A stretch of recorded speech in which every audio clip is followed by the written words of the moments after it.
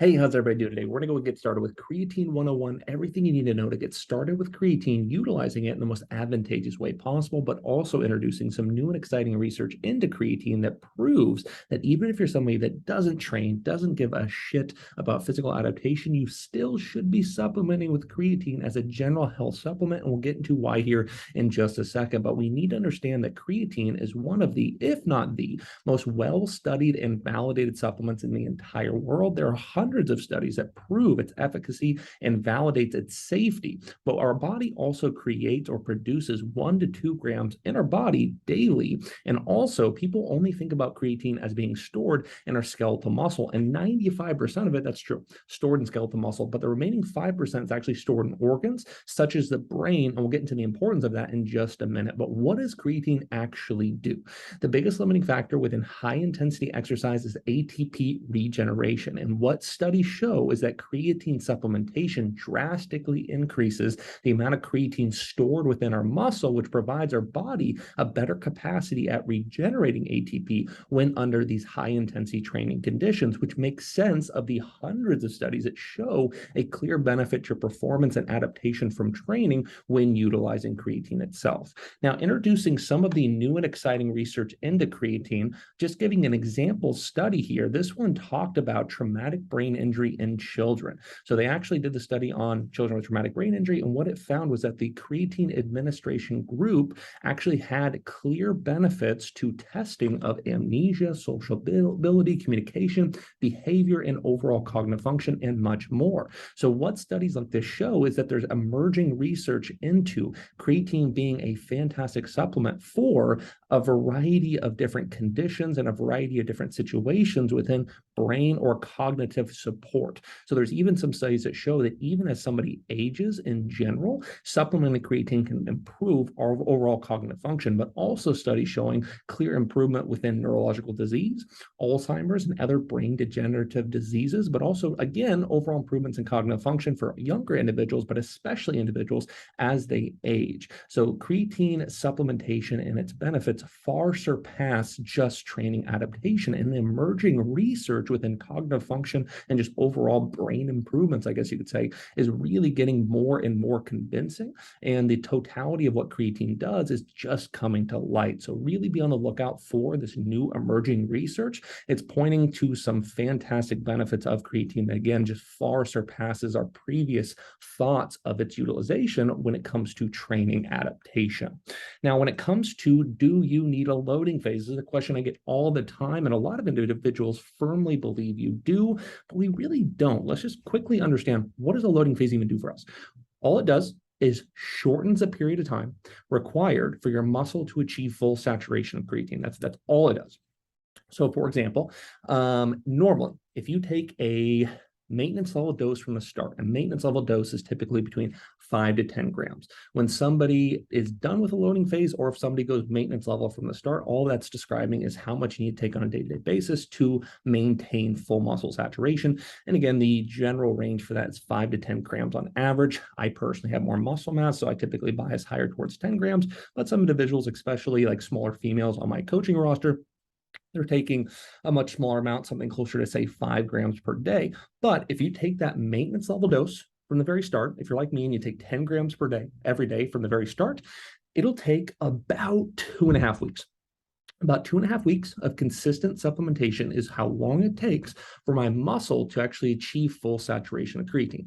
If I do a loading phase, it takes less than a week, or about a week. So all loading phase is we take around 5 grams of creatine 5 times a day for 5 to 7 days. And after that week, you achieve full saturation of creatine. But if you go maintenance level dose from the start, it takes about 2.5 weeks. So about a week and a half longer. That's all the difference is. But the one remaining consideration is that creatine, though minor, does have side effects. It does have side effects. Most of it relates to GI distress, but those side effects are almost 100% observed, especially in my experience, seen only in the loading phase.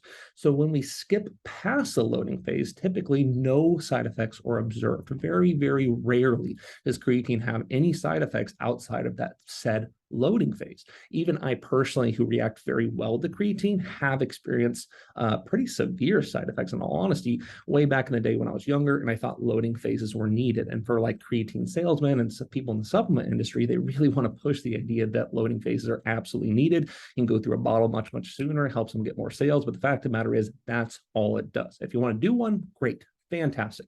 You do you, that's perfectly fine, but you certainly don't need one. And the thing that I'm going to talk about next when we get into additional considerations is that do we need to cycle off of it? This question right here that gets asked all the time, and there's a lot of confusion about this that ties into the loading phase discussion. So the answer is no, you do not have to cycle off of it, which is why myself and many other individuals have been taking creatine for 5+ years straight with no breaks, because you don't need to take a break. Our body doesn't build a tolerance to it. So with this in consideration, if I'm taking it for over 5 years straight, but in the very beginning, I could have achieved full saturation within 1 week or 2.5 weeks.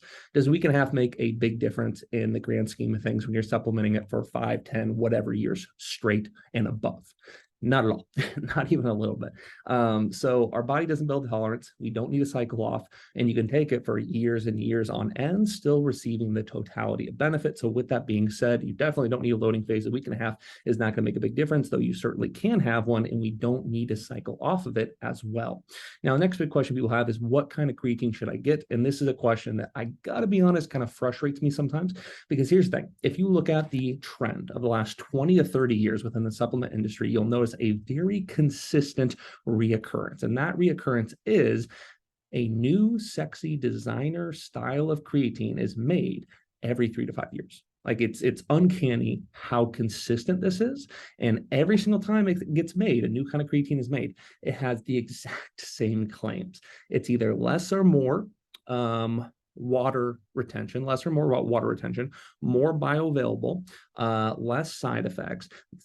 Claims of this nature are associated with this new sexy kind of creatine. And when enough time passes to where studies can be done comparing that new kind of creatine to a standard creatine monohydrate, the same thing happens, or one of two things happen every single time. The first of which is that there is zero difference between the two. Zero difference. The only difference is that the sexy new kind of creatine has a much higher price tag. The second thing that happens when studies are actually done is that the new exciting kind of creatine actually gives less benefit than the standard monohydrate. Time and time again, the same exact thing happens. You see the same trend in the last 20 years of the supplement industry. So with that being said, just get a monohydrate. When in doubt, just buy a creatine monohydrate. The same thing keeps happening, and every single time a bunch of gullible individuals get really excited about the new kind of creatine and pay a ton of money for it. Creatine monohydrate is a cheap supplement, and the hundreds of studies that have been done showing its efficacy, showing its ability to make severe improvements within training, adaptation, or response. The vast majority of those studies are done with a monohydrate, so just get a monohydrate. Next question people have is, what happens if I stop taking it for a few days? And the answer is absolutely nothing. A lot of individuals will take it for months straight and then forget it. When they go on a trip for the weekend, they stop taking it for 2 days. And when they get back, they're like, damn, I just wasted the last few months, or, I just completely destroyed that full saturation point. And that's not the case. If you stop taking it for a few days, nothing really happens. You get back, take a little extra, you achieve that full saturation point like that, and you keep on moving. Not a big deal whatsoever. Are there any age considerations? And this is something that there's a lot of disagreement about. There's a time where individuals would suggest that nobody under the age of 18 should take it, and nobody over the age of, say, 60 should take it. But the fact of the matter is, when you understand the nuances of what creatine does within our body, there is zero reason we should have age considerations, especially considering the fact that a lot of the studies that show its benefits, validate its benefits when it comes to cognitive function and things of this nature. Some of these studies are done on children. A lot of these studies are done with people or the elderly that are well above the age of 60.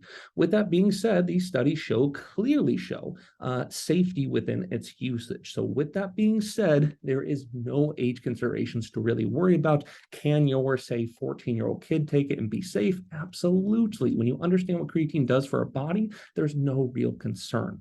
And the last big question people have is there any timing considerations? And the fact of the matter is, I've seen a lot of research on this, and the consensus of evidence clearly shows me that there's no real timing considerations that are of importance. There's been studies that show have been comparing nighttime to morning time, post-workout to pre-workout, all kinds of different studies, and there's never a consistent finding of a time of day that has additional benefit. So what I would suggest is take it during the time of day that's most convenient to you, and you can actually adhere to taking it on a day-to-day basis, and you should be set from there.